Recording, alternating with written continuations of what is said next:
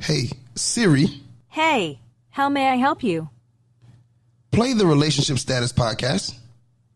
Playing the Relationship Status Podcast. You know, I would ask him, like, what are you doing? You know, where are you going with this? What are you trying? And he really didn't have, like, a real answer. Okay. So I didn't feel like we were going to be compatible later on down the line. I think that goes back to something I've often heard and think myself, that men date women thinking they're never going to change, and women date men thinking that they are, thinking that they can change them. Relationship Status. New episode every Monday at 12 noon on Defy Life Network. The following podcast is being brought to you by the Defy Life Podcast Network.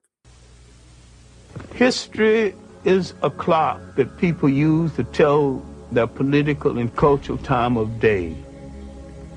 It is also a compass that people use to find themselves on the map of human geography. History tells of people where they have been and what they have been, where they are and what they are. Most important, history tells a people where they still must go, what they still must be. The relationship of history to the people is the same as the relationship of a mother to her child. Hello, Hotel. This is Brother Kemmet coming at you with another episode of Black Gumbo.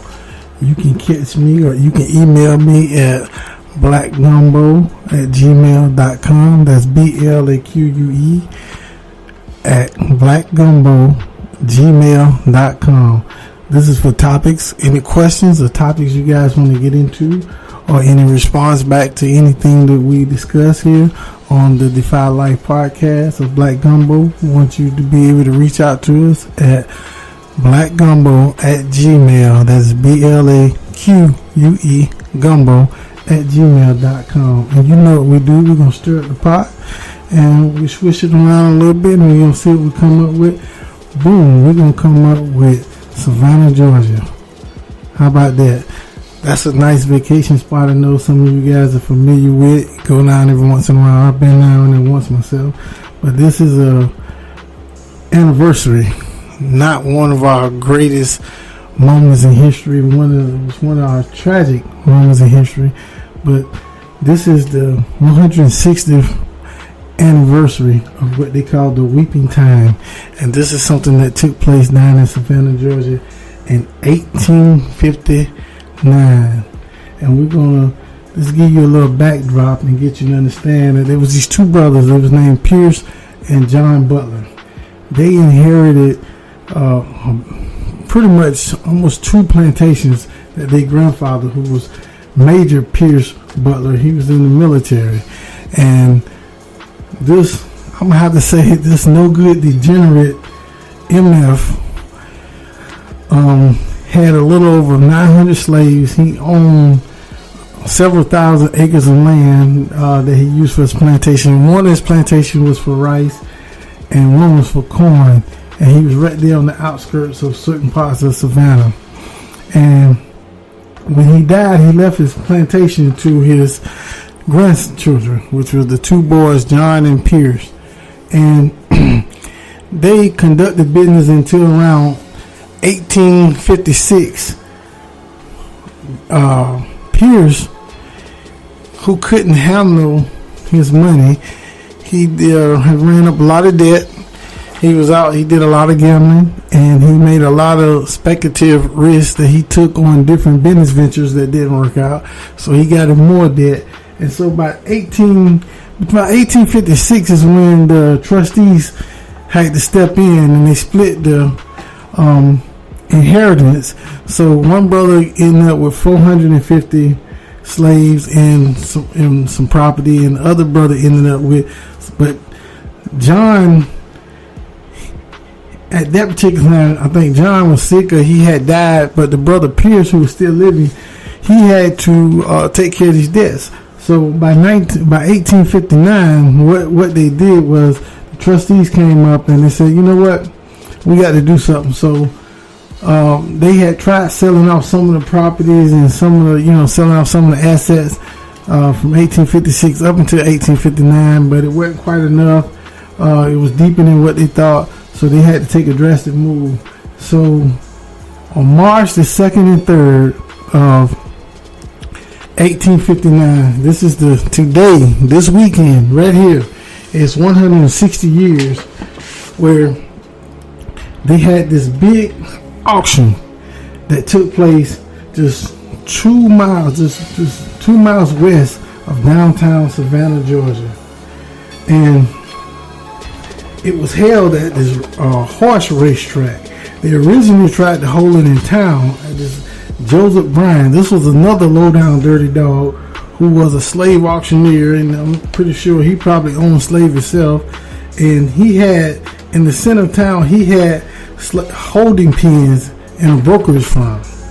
He had slave holding pens. You understand what I'm saying? Not animals, but for humans, in slave holding pens.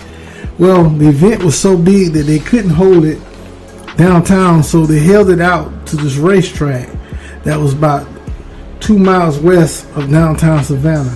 And it was advertised in the newspaper. It was advertised, all over the country, and people came from far and near because it was going to be to sell about 456 to 460 humans, all people.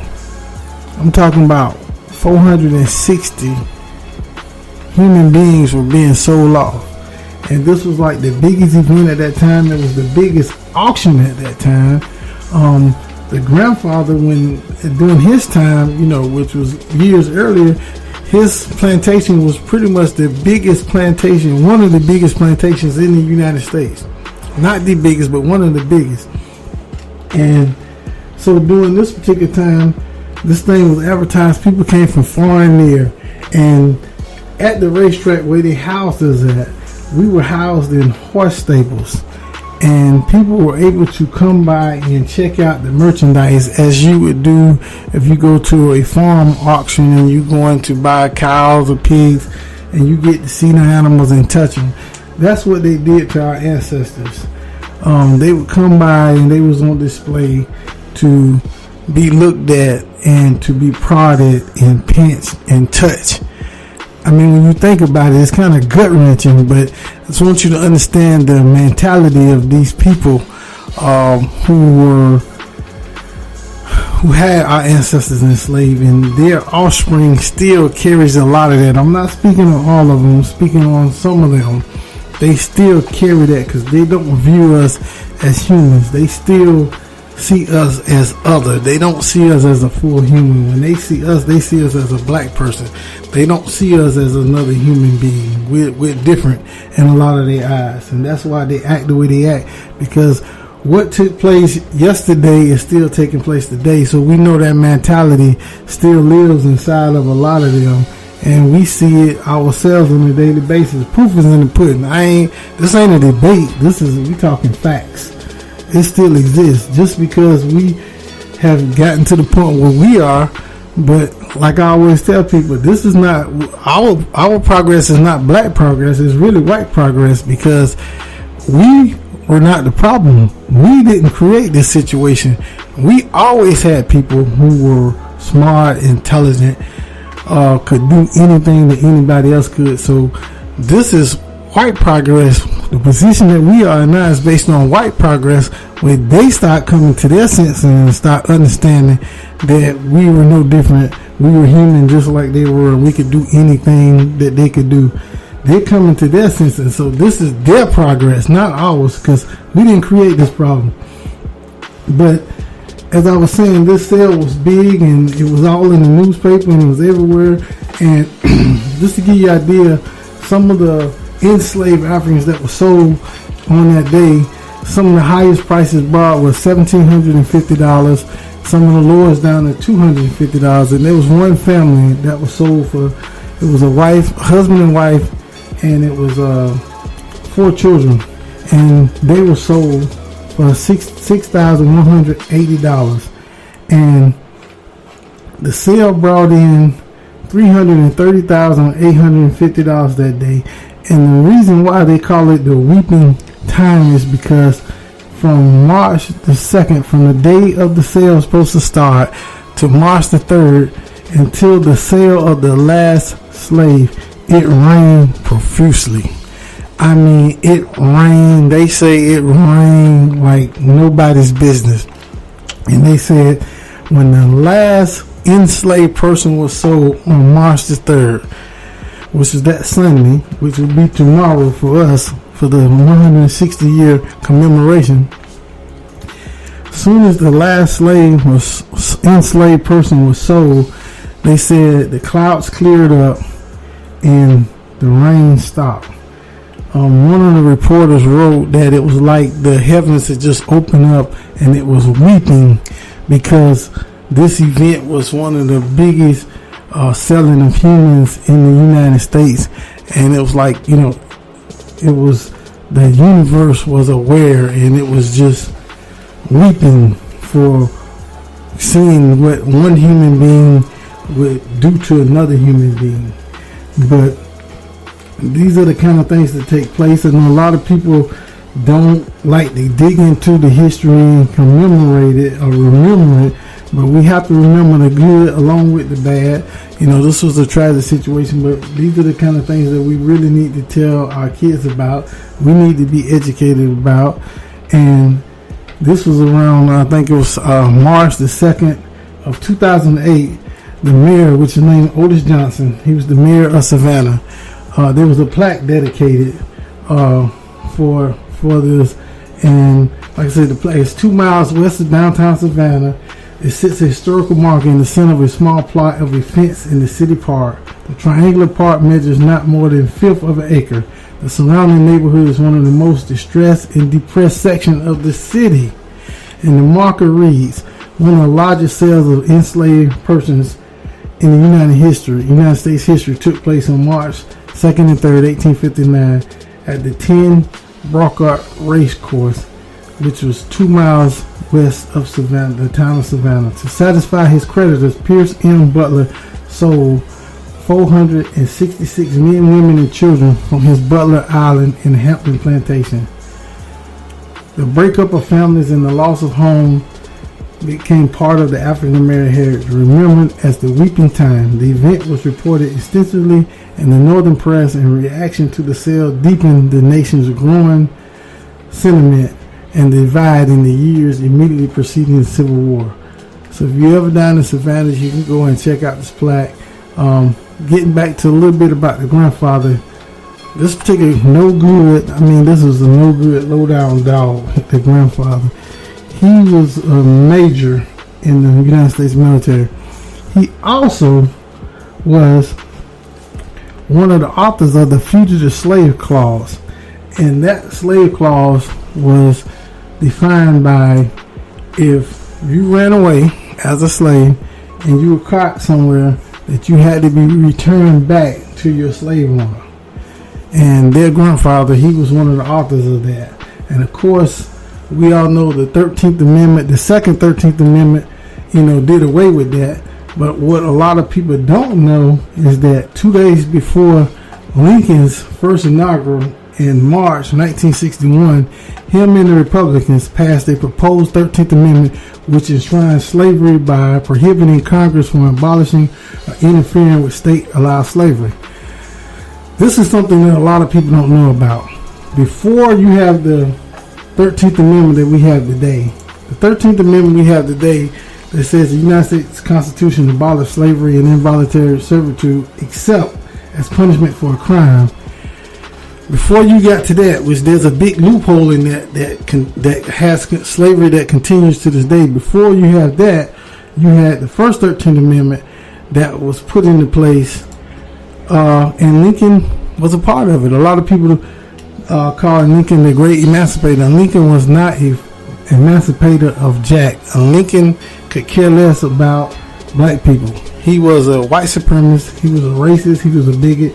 He had no feelings toward us whatsoever. I think the only but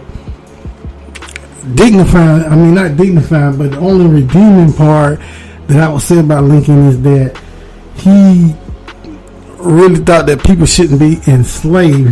He didn't think people should be enslaved, but he did not see us as humans either. He said that, you know, black people wasn't even worthy to tie his shoelaces. I mean, this dude had no care for black people. The acts of what he did are enshrined in what he said. The Civil War, the Civil War was not completely fought for the freedom of black people. The Civil War was fought because of white people from the North and white people from the South. They had a disagreement. That's what it was fought about. They had a disagreement, and it was a disagreement about how to govern. So what he was trying to do, because you got to remember now, Florida, Mississippi, Alabama, Georgia, Louisiana, Texas, and South Carolina had seceded. And this was about 1867, 1869, and they created what they call, not 69, but before 1860, they had created the Confederate States of America. So you got to remember that. So what he was trying to do, he was trying to appease them. So they came up with the first 13th Amendment, and it was called the Corwin Amendment. And what the Corwin Amendment said, listen, they didn't specifically put slavery in it, but listen to what it said. The Corwin Amendment is a proposed amendment to the United States Constitution passed by the 36th Congress on March the 2nd, 1861, and submitted to the state legislators for ratification. Senator William H. Seward of New York introduced the amendment in the Senate, and Representative Thomas Cowan of Ohio introduced it in the House of Representatives. The bill was passed, and this is 1861. Now check this out. It was ratified, I think, by 8 states, and then the Civil War broke out. So that kind of threw that in the wind. So after that took place, after the Civil War and after the Emancipation Proclamation, which was not really freeing slaves, but after the Emancipation Proclamation, they came up with the second 13th Amendment, and that's the one that we have today that says that slavery is abolished except for commission of a crime. And when they mean by commission of a crime, what they did even back during this time, after 1865, they created black codes. Those black codes would create felonies for vagrancy and all kind of little petty crimes, which would put freed black people in jail. And then they had what they call jail lease programs, where they would go in and lease the prisoners out to corporations and companies and individuals. So you take slavery from one way and you put it into another form, basically. And to show you the proof is that today we have private prison. We have slave labor in the prison system. So basically in the United States, you cannot be enslaved unless you commit a felony crime, and then you lose all your rights again, and then you can be put back into slavery. And we see it every day with private corporations. They are being traded on the New York Stock Exchange. That came about in the late 80s. And that was during the turn of what we call rap music, where we came out of hip hop and we came into this, not rap music, but gangster rap. And that helped bring into fruition the concept of private prisons and how they would work. And today, that's what we have. And it's like our people are just dying to get up in there. I mean, these are traps that are laid out, but it seems like people are dying to get up in there with some of the foolishness that we see going around. But I just want to bring out some of the history. I want you to understand that Lincoln was not our friend. And these are his words, what Lincoln said.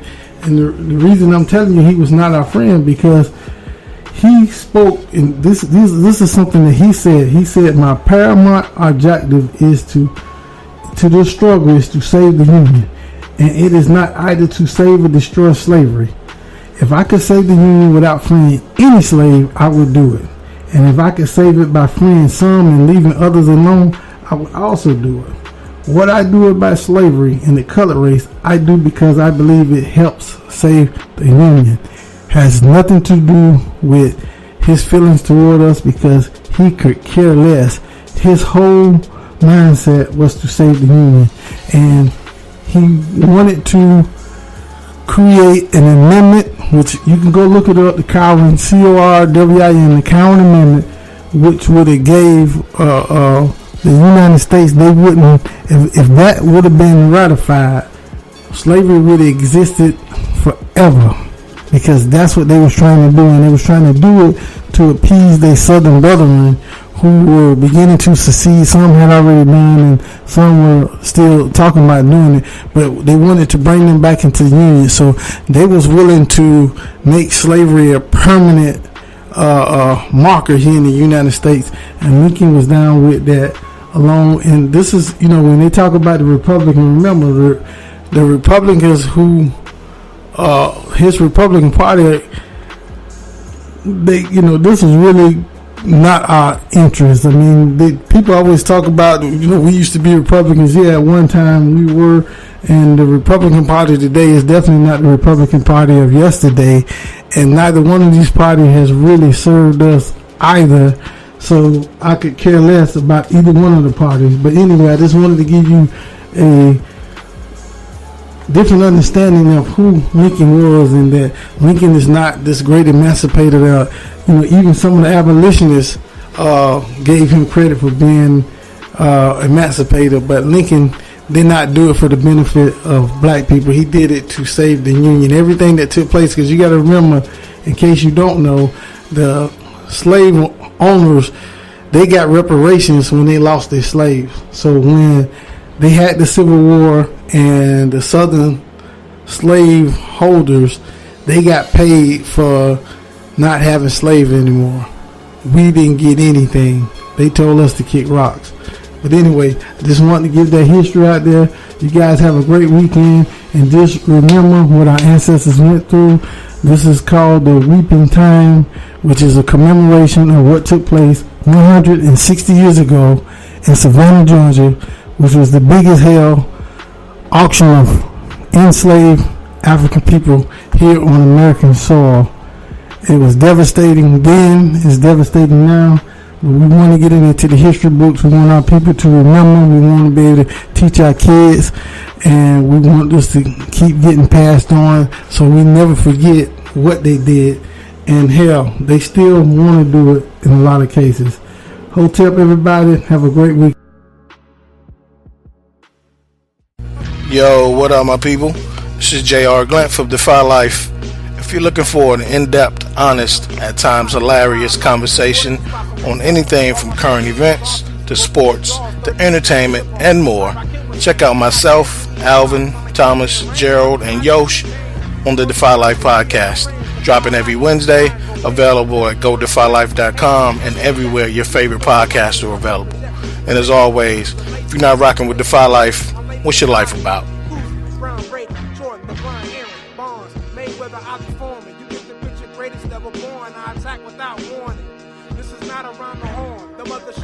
A lot of yawning. You really want to be the best, got to pay the price. We make winning look easy. Welcome to Defy Life. Defy Life.